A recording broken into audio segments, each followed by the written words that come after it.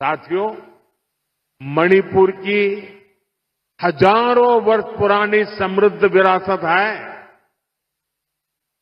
यहां संस्कृति की जड़ें मजबूत है, गहरी है।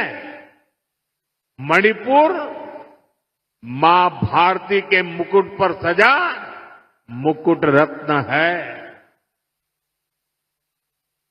इसलिए हमें मणिपुर की विकासवादी छवि को निरंतर मजबूत करना है।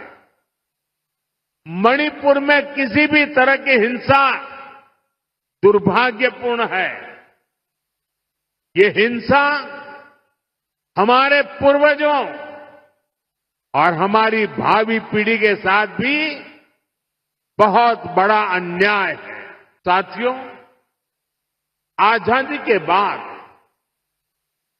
देश के पश्चिमी और दक्षिणी हिस्से के बड़े शहरों में विकास हुआ, वहां सपने पले,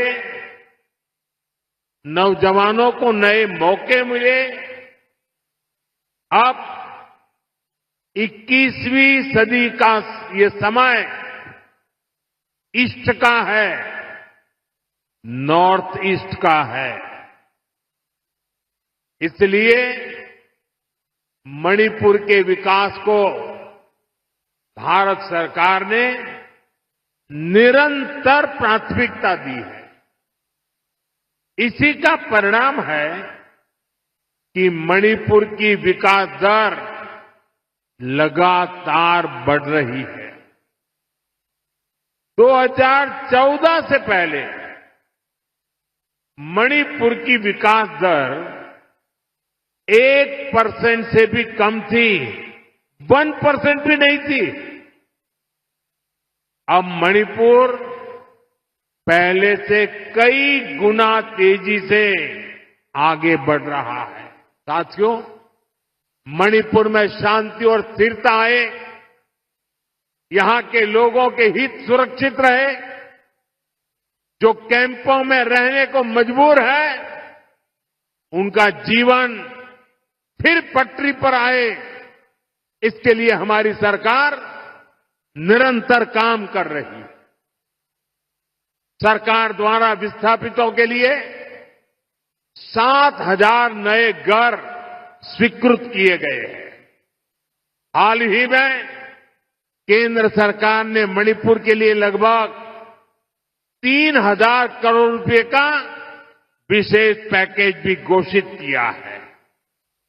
इसमें विस्थापितों की मदद के लिए 500 करोड़ रुपए से अधिक का प्रावधान किया गया है। जिन्होंने हिंसा की आंच सही है, वो जल्द से जल्द सामान्य जीवन की तरफ लौटे, ये हमारी बहुत बड़ी प्राथमिकता है। मणिपुर पुलिस के लिए बना नया हेडक्वार्टर भी इसमें आपकी बहुत मदद करेगा। साथियों, मणिपुर देश का वो राज्य है जहां माताएं बहनें इकोनॉमी के फोरफ्रंट में है। ईमा कैथल की परंपरा इसका बहुत बड़ा प्रमाण है। मैं नारी शक्ति को भारत के विकास की, आत्मनिर्भर भारत की भी धुरी मानता हूं। इसकी प्रेरणा हम यहां मणिपुर में देख रहे हैं। यहां हमारी सरकार बनने के बाद हमने महिलाओं के लिए स्पेशल हाट बाजार, ईमा मार्केट का निर्माण शुरू किया था। मुझे खुशी है कि आज 4 ईमा मार्केट का भी उद्घाटन किया गया है। इन ईमा मार्केट से मणिपुर की बहनों को बहुत मदद मिलेगी।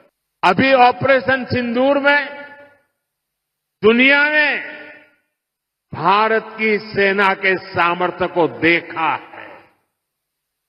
हमारे सैनिकों ने ऐसा कहर बरपाया कि पाकिस्तान की सेना त्राही त्राही करने लगी।